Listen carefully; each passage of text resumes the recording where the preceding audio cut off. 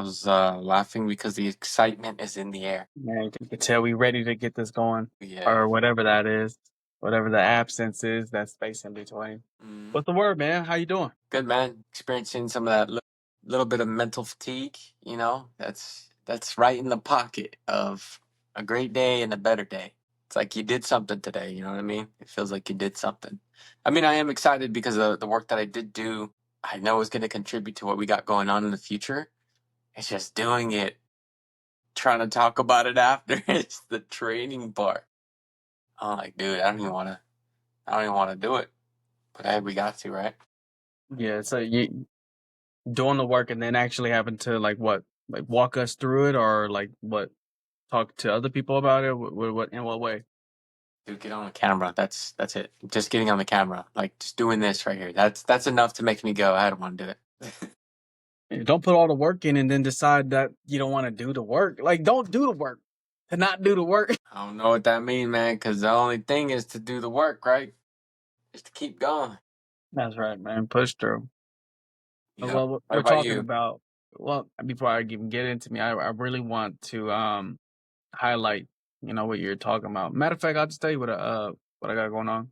Then we can circle back if possible. Just doing the work, but there's a lot of fatigue for me, and I'm not sure what it is about, but literally, ooh, that's a word I hate using. The word literally. There's a lot of work that I ended up doing in the latter part of the day so that I could make up for the time spent earlier on. Ended up grabbing accidentally. I love accidentally getting leads because it just shows that if I just stayed on here intentionally, like there's greater odds of me getting something with intentions than without.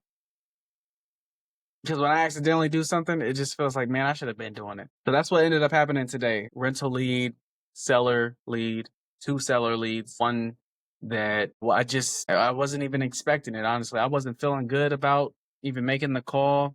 I wasn't feeling good about the script because I've been so conditioned lately on one type of script. So when I got back onto the script that really I was really good at a couple of months ago, but going back to it was just like, man, I wonder if I sound bad. But I actually felt like the things that I learned in between that time and now was an amplifier, man. I was having a great conversation when I play these recordings back, or or I don't even have to play the recordings back. When I had those calls talking to those folks, they were having a good time. I had somebody say, "Thank you, you gave me a great conversation. You made my day." Like that stuff just reinvigorates like the energy, even if it was just a little bit.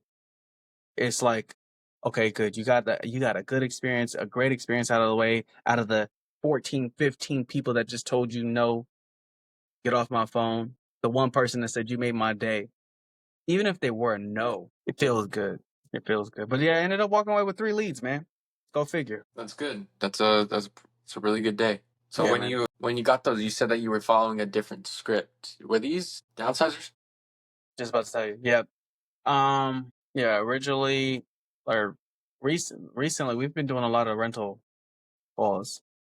Before that, we were doing circle prospecting and downsizers. So I think I was using the circle prospecting script for a downsizers list, and the new script that we kind of like put together from one of our courses. Hmm. But I felt good, man. I felt good. Jumped in there. Some people were just jerks. Hey, man, can't help you. Can't help you if you having a shit day. But at the same time, it's about being present, being available, being willing to be on the phone for the person that is willing to exchange that conversation with you. But I had a lot of people happy. I had a lot of people happy to get off the phone. And it's easier being in this situation, being in phones lately have been a reminder to just, man, don't worry about even getting a lead. Matter of fact, disqualify them because you don't want them individuals wasting your time anyway. I don't want somebody to say, yeah, maybe, and then ultimately leave me hanging when I follow up with them the next time I call them because they knew in their heart that they didn't want to. They just said that to get me off the phone.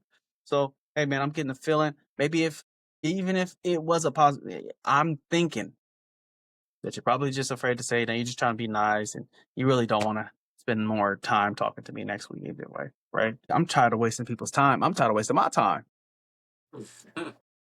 And it just feels good. Just go do your thing, man. I'm not.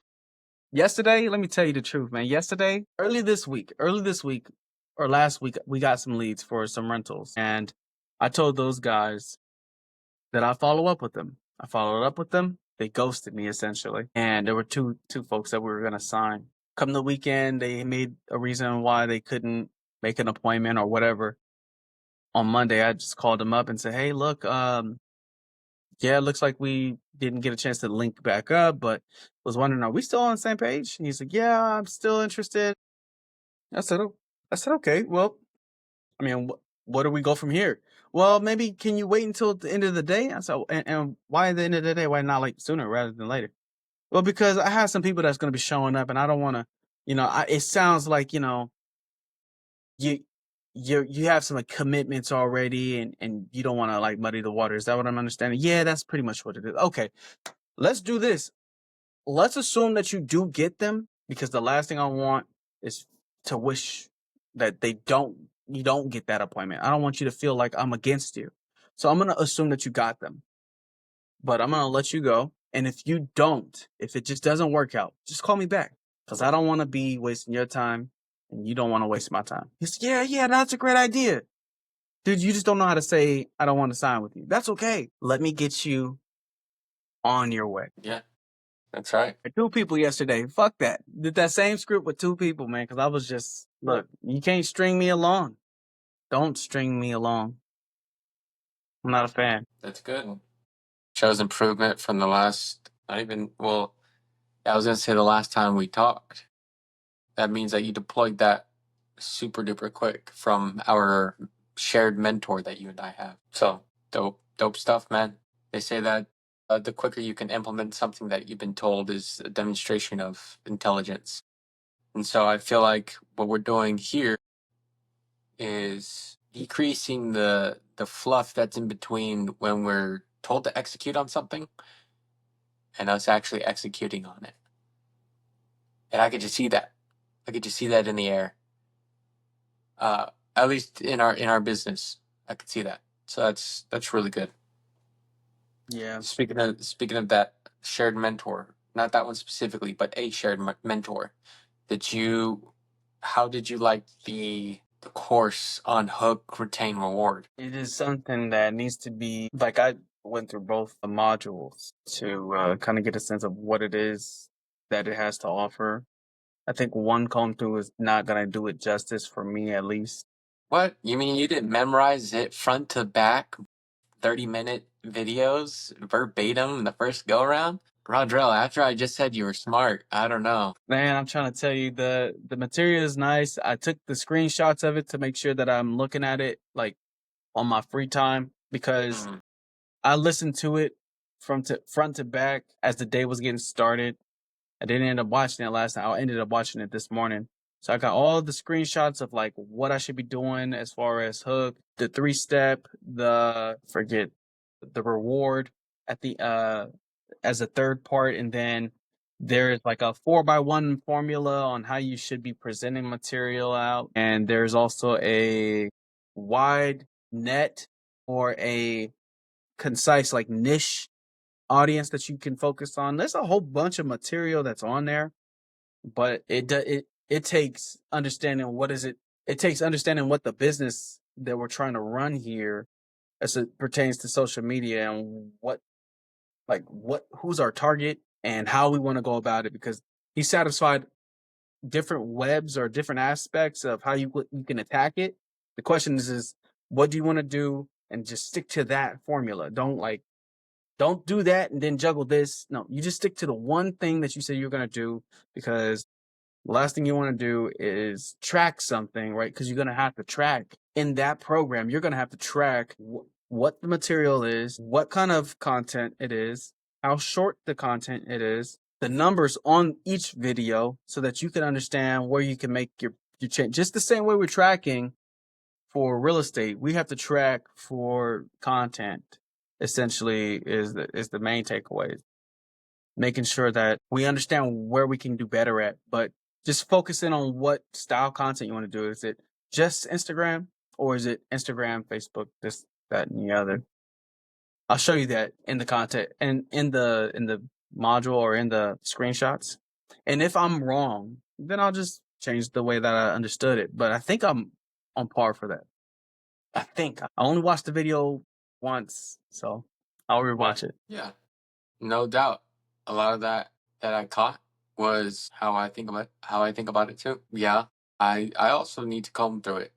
I need to get in there and comb through it because if I was as good as the material shows us, then I would be better at making content than I am now. So I think it's comb through it until you're the best that it could make you type thing. No, the thing that I found like refreshing is that just the same way we do cold calls, there's gonna be a rhythm to it, to where it's gonna start off slow, rink-a-dink. It's gonna start off a little bumbly because we have to get better at it, and it's a trial by fire until you get the groove. Because there's no way to go through this problem of creating media other than creating it and fixing it on the fly every time, concise, concentrated effort, and focusing on how we can make it better, shorter, more impactful, all those things, man. I mean, but you understand that, so you know it. It's doing this is just gonna make us both better at it. So you know the information, I'm learning the information, but it's doing the work. It's gonna make it better. You know what I'm saying? That's right. I do know some of it. I don't know it verbatim or it's not in my soul. I don't know the nuances yet. So I get where you're coming from when you say I know it. And just to backtrack to what you're saying about it's just going to have to be a trial by fire and doing it, iterating the material, iterating in practicing like how we are now. And that's a good statement. That brings me to something that I learned in my day job, which is being an instructor. And I'm fairly new at it, right? But I bring this up because the head of that department is basically a teaching guru, teaches teachers how to teach. And for her, she's showing us how to teach by not showing us how to teach, but by throwing us in the fire. I barely learned that I was going to be doing any teaching to somebody a few days ago. And there's about four different subjects that I don't yet know the policies on it. So the meta skill is learning the material, not to the T, but to be able to identify the most important parts of the material to the audience, not to myself. So the audience is newcomer mechanics. And it's like, what do they want to know? Well, they're not going to want to know this injury safety protocol as it pertains to doing some big job because they're not going to be doing big jobs when they get in there.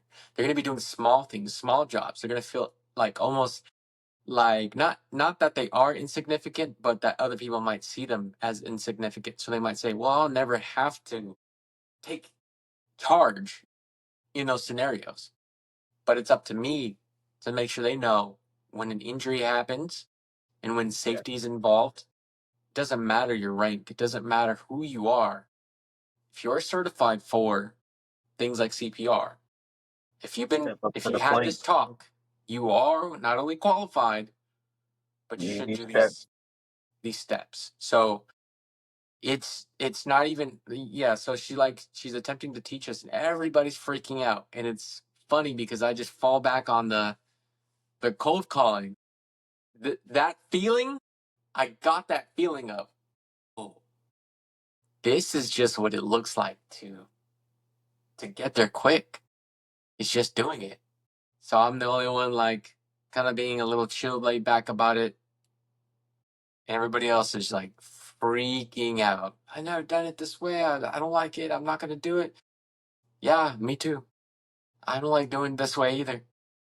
But this is definitely accelerating my learning about learning. And so the takeaway from that is in everything you do, if you apply the trial by fire, you're going to learn as quickly as possible. You want to do that because you want to front load the lessons to pay down the, what Alex Mosey says is ignorance tax. so that you can get to the money quicker. I mean, the good thing about social media is that, they say like don't reinvent the wheel or, use other people's experience as your own. Like that's everybody's doing that, not even consciously. Like it's a subconscious taking somebody else's experiences and applying it to your own. If somebody's deliberately doing that, then that's great for them. But it's not something that we have to like be conscious about. We already know like what the intention is or what the idea is around it or how it's supposed to sound or look. The question is, are we doing the material to even get to a place where we're getting better and the hard parts become easier? Just as me and you are having this conversation, and it may sound like we're both like, okay, forget the camera. The camera's here. We get it. But what's more important is, are we able to talk through those things, whatever it is, problems, steps, results, whatever it is, so that way the person on the other side of this can take away main benefit. But yeah, man, we're working on it, and I'm just glad to see step by step. And I'm glad that we have people that we could take from that are built up on those platforms that can pour back into us and kind of push us in the right direction. So kudos to you, man, for even wanting those kind of mentors. They help out. Yeah, definitely. They help out us, both of us. It's just something that I think is a requirement for moving on to the next level. And we are achieving it. And in a way, we are, how do I want to say it? We're learning on the job. Yeah, I like to say So that. there's a potential for a huge payout while also learning. And anytime that there's a payout while learning, it's better than having paid to learn and not having a payout for the next 4 to 12 years, which there's nothing inherently bad with that because what you might think I'm referring to is like school. With that, it's a little bit more mainstream, or what do I want to say? It's got the bumpers on. Going to school has the rails on, and it leads you to possibly a better chance at a job than if you try to do it by yourself, unless you're trying to take the entrepreneur route, which we both know that takes more hours than what you put in at school. Yeah, I mean, we And we both did know both. what it is to have a mentor and spend that kind of money and still fight through whatever it is that challenge, like whatever class that is, but still not get the result that they have. This is one thing for sure where I'm like measuring and I'm seeing the progress, where I'm happy to say that I have control over my results and it's not dependent on something external. I can see the progress in just how we're giving the information, how we're receiving information, how we're reacting on the fly, how we can create more palatable videos, giving more short, concise, direct information. We can measure these things. These are things that we have control over. I agree with you that, mentors are important. Can I ask you about that, about mentorship? I mean, I know that you've spent a lot of money and I'm sure that, you know, you've learned a lot more, even with the classes that you've taken, but you probably learned a lot more because of like personal interest in that material. What are some things that you'd say are like huge takeaways for not just having a mentor, but like finding somebody that speaks well to you in a way that in a way that you could understand it. And if you want, I rephrase it. When you say, yeah, when the part about speaking to you in a way that you understand it, do you mean how to find that, or how important is that, or something else? Okay, so I'll give you an example to what I mean by that. I paid for a course from somebody that I know because they got the course and they said that it was good for them. But when I paid for it, because it's secondhand, I felt like that person was speaking to me like a child. I felt like they were speaking in such goober shit that I felt like this is not a authentic class. I felt offended, but I spent a lot of I spent a lot of money on that class. So I just took the class, listening to this baby goop. But I've also spent money on classes where I felt like the money was more than well spent. And even if I had to do some digging to make sure that I understand whatever the phrase is or the vocabulary word of that day is, so that way I can follow along, so that I can understand, do some digging to understand what a DSCR loan is or whatever it is. I spent the money and I felt good walking away from those courses because I've actually learned something that is applicable in the real world.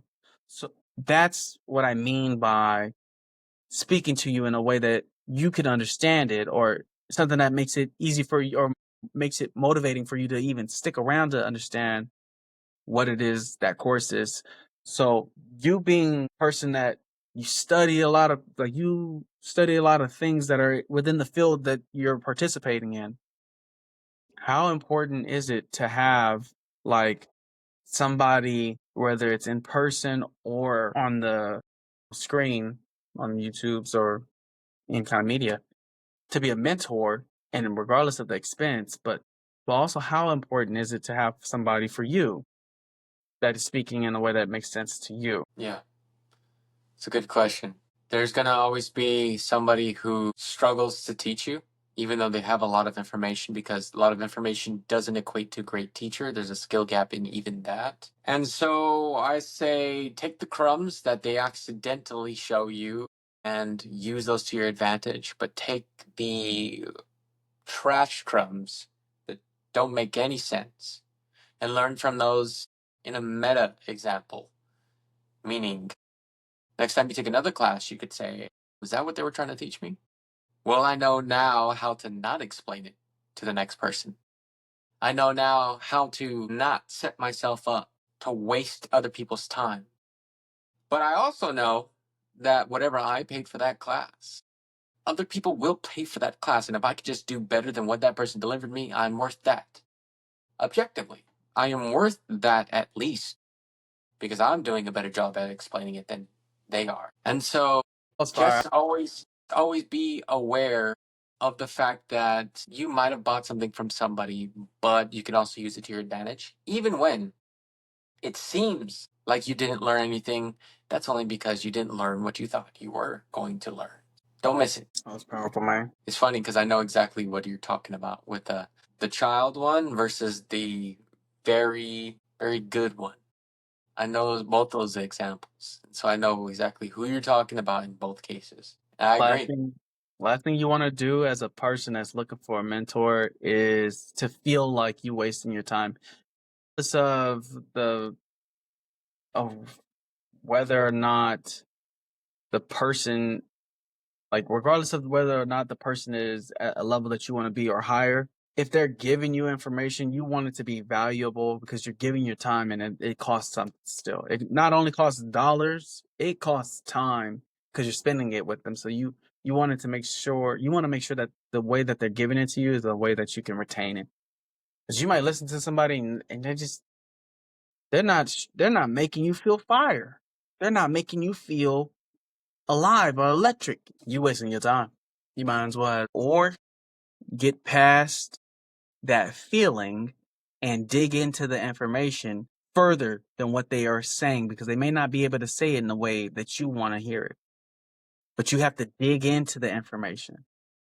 If you cared enough about it, you just dig in. But yeah, Yeah, a way to communicate to somebody that you care about enough to actually try to teach them something, but you also feel like they're not going to get it. They never seem to get it.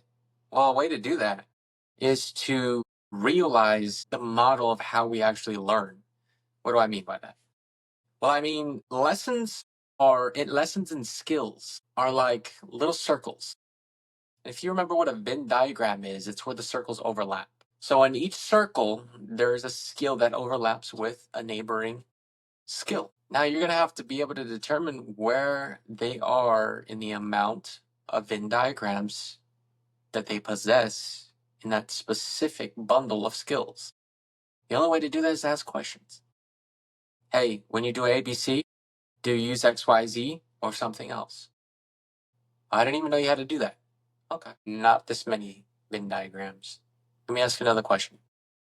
Okay, but surely you do one, two, three, and you do it using this, right? No, I haven't got to that part yet. Okay, no worries. At that point, you could just start from ground zero and go when you step one, and then you step two. You usually do step three. And then you ask them a question about it. Like, why do you think we do that step three after step two. Like, what's your opinion on it? Do you have one on it? And they'll go, yeah, I think it's because of this, this, and that. And then that's how you continuously build, not all in one shot. You let them take that lesson and walk away. Then you build it again the next time while implementing that last thing you told them that last time. And they will build these circles until it fills an entire box or bundle that we call a characteristic. And boom, you've allowed them to be able to learn that skill through your teaching. So if you really want to get through to somebody that you really care about enough, and I say that because it takes a lot of work. So if you don't really care about them, then just let it go. But if you do really care about them, you want to take that undertaking and embrace that on, put that on your shoulders, then do it that way. It's going to take time, repetitions, seeing them multiple times, and you'll get it done. Or at So least they'll tell you, I don't want to do it anymore. And then you go, okay, cool. I'm not going to force you to do anything. even people that are in positions that are higher than you are probably good at doing their job and probably are not great leaders. So it's just a perspective thing, like recognizing whether or not they're a good teacher. Now, some people will tell you, "Hey, I'm not a good teacher." They've saved you time, and some people will tell you that they can help you, but you can tell through their actions while they're going through the process that they may not be the best teacher. But you have to be living in the moment, looking for the signals, the signs of whether or not this is a quality person to learn from or not, whether or not they've got courses for you or not, whether or not you're paying for it or if it's free. You got to still do your due diligence and vet the person that's teaching you. Last thing you want to do is learn from somebody that's a really good performer, but they've taught you in such a, um, how do they call it? What it sharp, I don't know how the expression is, but short corner or shortcut, a shortcut fashion. They've done you a disservice because they know why it's important to do the steps 1, 2, 3, 4, and 5, but they just gave you the 3, the 4, and the 5. You have to understand what you're doing it and what you're doing and why you're doing it for. But but yeah, man, that's huge. I'm glad you get a chance to learn from a teacher that's teaching teachers because I get to learn a skill secondhand. See that? See that? That's a rock star. That's dope. Yeah, man, we're both doing that too, back and forth. You in the field to learn. I get to learn what these people are actually saying on a daily basis. I get to learn what the system looks like, what our pitfalls are, what we need to work on, what we can improve on as a team. So it definitely is a symbiotic relationship. Now, I don't want to say. I had a question about asking hard questions, and it had to do with what we said on the last topic. I just can't remember where it fit it in exactly. Because one of the things that we were taught was to ask the hard questions. There we go. And not to feel stupid. There we go. That's it.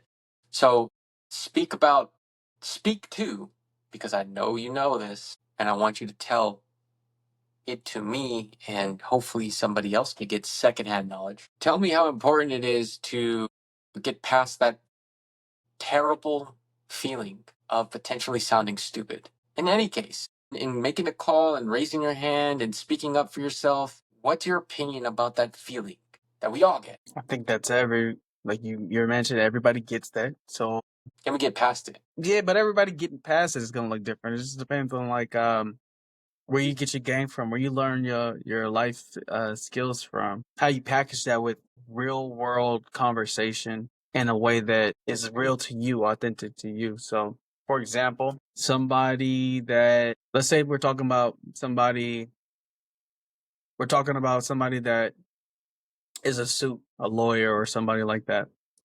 They might take something, and because they're very tactful with language. It's really their book of business is how to use their words. They're going to stop, pin it, and say, hey, what did you mean by that? Not being uncomfortable. May not be totally on the same page as somebody and they're not going to embarrass themselves, but there are embarrassing moments. They're going to stop, clarify, stop to make sure that they're on the same page as the next person so that the conversation doesn't get derailed. But I want to make sure that I'm answering that question correctly because, sometimes I hear what I want to hear. Can you rephrase that or say it to me again? Or maybe I did answer. Yes. What does it look like for you to have gotten over that feeling of looking stupid that might have paralyzed you from doing the work before? Because you don't have that now. Well, at least not on the outside. It doesn't look like you have it. If I told you that I still feel the venom of that problem, would you believe me? It doesn't look like it. Tell us, Yeah, tell I me. got you. I got you. So really, when I'm making calls, I struggle just like everybody else with, embarrassment, secondhand, firsthand. If I said something wrong, or if somebody said something rude, or if somebody called me on my name, like, how dare you? They curse me out. If you don't have a witty response, or if you just feel like, you know, you're getting belittled, and at first you might feel like this isn't for me. You might just hang up the phone and walk away and be in that pit of sorrow. You might be soaking, but you got to graduate some point. You have to take that, understand that comes with the territory. You don't step into the batter's cage and expect to not get hit at least once. Like, there's a chance for a foul ball. That's just the nature of that space. Respect the space. When you respect the space, you practice with intentions of handling the objections. The objections are the curveballs. The objections are, the things that that can happen. That if it does go in that path, you have the tools and the means to handle that conversation, redirect it, and get back to where you want it to be. So all that is respecting the space and knowing that it comes with it. Like, you're gonna have those moments where it doesn't go the way you want it to go, but you have to just dust it off and remind yourself or reinforce it to yourself that it doesn't even matter what they think, because they're not gonna hear you from you again. Or if they or really, I mean, they didn't deserve your business anyway. They was gonna talk to you like that, so they weren't gonna. They're not a quality person anyway. You wasn't gonna deal with them anyhow. Just dust it off, keep it going. If somebody was talking to you on the street, you wouldn't think twice about walking away from somebody that was disrespecting you on the street. You would just be like, look, man, you tripping. I ain't got to worry about you. That's the same way, the same attitude, carry it on over to the phone calls or to whatever you're doing in your business. I don't have to deal with you, and I don't have to give you that low energy, that competing. I don't have to compete with you. You're not even on my radar. I'm sorry, that was a little aggressive, but that's for real. I don't know what to say. That's just how it is. Yeah, man. That's all we want to hear is the real. We don't want to hear the fluff. We don't want to hear the, yeah, I'm enlightened and I've surpassed the feeling of feeling embarrassed and I'm better than you. We don't It's want to gonna hear happen. that, It happens to me every doesn't day. it? I was doing calls. Look, this is real. I was doing calls um at your house. I was doing calls in your room, in the office room, and the girls. Give me a moment. Blue, stop. Blue, stop. I was doing calls in the office room, and the girls was in the front, and somebody that I called said hello multiple times to where I was like, "Can you even hear what I'm saying?" And they said, "Yeah, I can hear you." I said, "Okay, good, good," because I don't want to have to, I want to make sure you understand, like, my audio's coming through good. And then I asked about the property. Hey, is Dillon Street still available? What's the address? Dillon Street. What's the address? Um, 213 Dillon Street. Made up this address, by the way, so you don't be Dillon Street. Man. 213 Dillon Street. What's the address? I thought I just said 213 Dillon Street. And they said that they didn't even own the property. I felt offended. I felt like they were dragging me on for so long, and for what? I felt like this is stupid. I ended up hanging up on them. I, I said, all right, look, we probably wasted our time. Don't worry about it. No worries. Hung up. No big deal. But after that, of that embarrassment, I walked it off. I had to walk it off. Sometimes you got to take a step back, and breathe. It happens, and it will happen. It will happen every day. There will be a disappointment. There will be an embarrassing moment. Take a step back, breathe. Don't overthink it. It happens. Get back out there, start swinging. And good thing that this is phone calls because I mean, imagine playing a sport. Imagine playing a sport and you just embarrass yourself. You shoot a basketball and it's an air ball, or you playing football, you throw a pick, you got it intercepted. That's embarrassing. You're running down the running down the field and the ball get popped out of your arm, fumble. That's embarrassing. You ain't got no choice. You got to get back on the field and still perform. Keep those confines, like keep the pressure of I still got to perform at the top of your mind. Like it happened already. Get over it. It happened already. Get over it. Get back out there and perform. Okay. So what would you say would be the biggest tool? If you had to choose one tool from what you've given us, or maybe haven't yet, what's a big tool that somebody could use to be able to get in the game in the first place, or maybe even get back in the game when they've experienced that or will experience that embarrassment? Yeah, I mean, just keep the perspective of it was designed so that you have those moments. It was designed this way. There's no way to there's no way to be number 1 or top 3 if there's not the rest, the bottom. There's no way to be at the best or the pinnacle of your business if there's not the bottom. And the people at the top, they are there because they overcame the same obstacles that you did. The no's, the disrespect, the doubt. They overcame them. So if you can see yourself being at the top 3, just know that there's no way around this obstacle. You just have to overcome more of them so that way you can get higher and higher on the ladder chart. It's a volume business, and then that's anything. So it's a volume business, it's a skills business. You got to get better. You're not going to get anywhere if you're not shooting your shot. And if you're shooting your shot and the numbers are not lining up, you got to get better. It's the mechanics. If you're saying something incorrectly, you're going to have to fine tune it. If you're saying something with a lot of emotions, you're going to have to take the emotions out. If you don't have enough emotions, you're gonna have to inject. It's an evolving, it's a living skill, and there's no way around getting better at this skill, but to jump in and learn as you go. Trial by fire. And Yeah. I'm sure you are even like you said passively or learning from other passively learn from other people's experiences or even from whether I'm making calls and they're being recorded, you're being able to listen to how those calls are going. It's not one dimensional. We're not looking at this as just a one. This is just a form. This is just a way to talk. Applied skills, applied business information, or things that we've gone through. This is just the texture around where we've been and how we're gonna get where we're trying to go. Yeah. It's something that we can use. All of this material that we've said thus far and more that we talk about off camera is stuff that we use in our everyday lives now. And I don't know if I can't speak for you. I can only speak for me that now when I'm listening to people talk and having conversations, I'm going, ooh, should have said it this way. Or, I wonder what would happen if they didn't say that part. Or bookmark that and see if they make the exact same mistake that they told you not to. Like somebody told me not to assume. Never assume.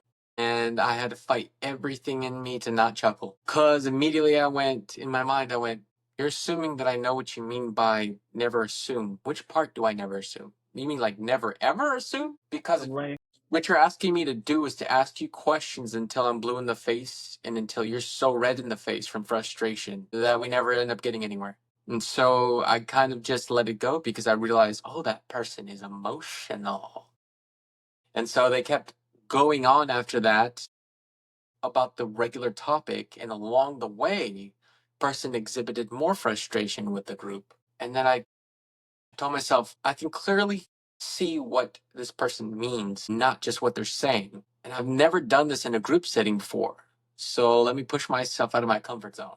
And in front of everybody, attempt to de-escalate and diffuse the situation. So what I do, I said, "Hey, yeah, that thing that you said that we were doing that kind of like threw you for a loop. I just want to let you know we definitely, well, I can speak for myself only, but I definitely don't want to be the cause of your frustration on that. Like you said, it caused you. And so I just want to do better. I want to be able to know the nuances of what you're saying because, I mean, you know this already, but there's a difference between saying, I don't want you to do it that way, and saying, I don't want you to do it that way. And immediately that person went, yeah, no, no, I understand. I see what you mean. I got a little frustrated at the time and definitely try to do better with the group and make sure. And I was like, did it. Heck yeah.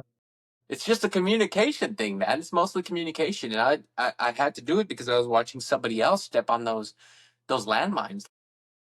And that person that was contributing, also contributing to the frustration of this main person that was getting frustrated, was acting defensive themselves. And so it was just this battle of who can get just a little bit more defensive than the other person. They're trying not to blow up on each other, you could tell, but it's like they're getting more defensive with each other and they're getting red in the face. And I'm like, man, if they just knew, like, I feel like I need to help them. Is what You you're know what I mean? talking about. Was that from like stuff that you're going through with the like work? Like you're learning like through the work? Yeah, that's a real life situation that happened. And I just came up with the hypothesis of, hey, this is probably what this person means. And the only way for me to actually know is to jump in there, despite there being more than one person talking. And so I just need to find the skill of jumping in a group setting. Roger, you there? Yeah. I was gonna give you a recommendation. So on that note, I think we came full circle a little bit with talking about how the different skills that we've learned, we've implemented in life, and have seen something come out of it. You mentioned that you didn't know what the person was talking about when they were saying don't assume. When you are looking back at that, what is something that you take away from the idea of don't assume? I have a gift as information I'd like to give you afterwards. But can you tell me what you meant by that? The process of the thought of assume or assumptions When they said it, or just what do I think about assumptions in general? in general, and then when they said it, and then we'll tie it all together. Yeah, like when somebody says, don't assume, never assume is the phrase. Never assume. Well, assumptions is how we live our day to day life. We wouldn't be able to, we'd be paralyzed with thought and reason if we didn't make assumptions. Assuming that you're not going to attack me, that's one. Assuming that you're going to be cordial with me, that's another. Assuming it just like There's some assumptions can make. morality assumptions like, okay, we're going to be decent human beings to each other. This is assumptions, I'm right? assuming that when I wake up, that the sun's not going to collide with the earth. I'm assuming that a meteorite's not going to hit. I'm assuming that my family's going to be there with me. It's a natural function in the It's world. assumption is the function of our everyday thoughts. That's like probably 99.9% of our lives is assuming. So when you say never assume, you don't mean that literally. And if you do, you don't know what assumptions are. And so if you, and this is me kind of like saying this to this person, right? It's like, you're assuming right now that I am cutting through all of those clearly apparent assumptions and getting to, like, I'm understanding what you mean by never assume. Do you mean never assume that everything is correct when I give you an assignment? Because I mean, I didn't clearly. I assumed that you were wrong, and that's why in the scenario, in the specific scenario, the person said never assume because I said I assumed you made an error since you duplicated the thing and left out a second piece, and that I also couldn't find that thing in the location you said that it should be. And you know what's funny? What came out of that is I ended up being right in my assumption, and they ended up being wrong in theirs. And instead of circling back and saying, "Oh, you know what? You're right. I was wrong," it just got buried, which is fine. The acknowledgement part. The people do that. People like to not acknowledge their problems. But let me bring you back to the assumptions. because I think that you're right about the idea that we make these assumptions that there's a certain way that things are going to happen because this is the usual or this is what should be expected. I'm assuming that you're a decent, that, that, that you're the same person that I last saw you to be. I'm assuming these things every time I meet up with you, right? But I think that word could be easily replaced with belief. I believe that you're the same. So the assumption and the belief, it has a lot of faith. It has a lot of non-tangibles. I think assumptions, and I don't know, like, if there's a different way of framing the assumption, but I think assumptions is like, if I do this, this will happen subsequently because um if I do this, I'm assuming that this reaction is going to happen. If I take something from Roger, I assume he's gonna get offended. If I take something, or if I push Roger, I'm assuming he gonna punch me back. I'm assuming that's what I believe. I don't know, man. I might be wrong, Can I but can I can I just add on to that and reshape it, and you could tell me if I'm wrong in my okay, assumption.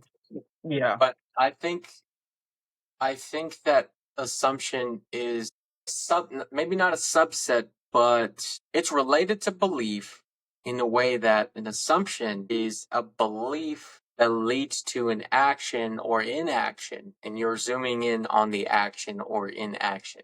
I believe that you're not going to push me. Believing you're not going to push me is the action. Going to push me. I believe you're not going to push me. That is the assumption. I like that. And so let's take that idea, and if it makes it easier for us to digest it, then cool. Because the next thing is, there's a book that talks about how to approach handling assumptions. Are you familiar with the Four Agreements? Yeah, from you. Okay. I really am glad that you know about it because that's a powerful book. The key aspects of it is be impeccable with your word. When you say something, mean something. Do what you say you're going to do.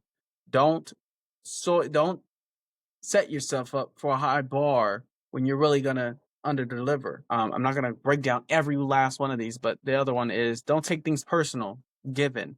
Don't make assumptions. Given. Always do your best. There's a breakdown in between all of this stuff. Of course, it's a short book that goes between like the nuances of all of those things. So I think that it's a good read for anybody that's interested in knowing how to handling assumptions or even giving off assumptions, or just the idea of being impeccable with your word. People don't even know that that's a quality worth having. Give it a go, man. It's a good read for sure. I mean, you mentioned it so many times to me that I think I have no choice but to give it a look up at least. Hey, man, this is for the folk them. But if it makes sense for you, hey, man, I'm telling you, it was good for me. I wouldn't give you anything that I didn't feel like it was good for. Somebody else, there's another fellow that I'm talking to that's into a book right now. I'm gonna shout the book out. It's what's the book? The Ways of a Superior Man. Have you read that? Mm-mm. Haven't I'm heard of gonna it. I'm just gonna give it a shout out. It's important to speak with a firmness, or speak with a as with a with amount of gravitas. Like, you know what you're talking about, you know what you want. And there's some skills between like everyday conversation and being concise that you can find in this book. But somebody else that I know was reading it, and he was breaking down the book with me or for me. I was like, yeah, I'm gonna have to get that book for sure. I think I read it in the past, but I'll definitely get the book just for the sake of having it for future context. Let's wrap this up, man. I'm pretty sure we was on here for about an hour and a half. You'd probably be scared to know that it was only 50 minutes. Really? Yeah, because when we from the last camera angle to this camera angle, Oh, it cost some it time. combination of, yeah, 50 minutes. And I could be wrong. I could be grossly underestimating the time that I was looking at the timer there, but it feels like it's, I don't know. Does it feel like it's easier? And we got to sign off, but does it feel like it's easier? Man, It's almost like we're building a skill here or something. I don't know. I don't know, man. We're on to something. Something's making sense. I just don't. There's something. There's a name for it. Uh, it'll come to us. Yeah. Anyways, Appreciate you all guys, right, man. man. See you later. Brother, talk to you. Peace.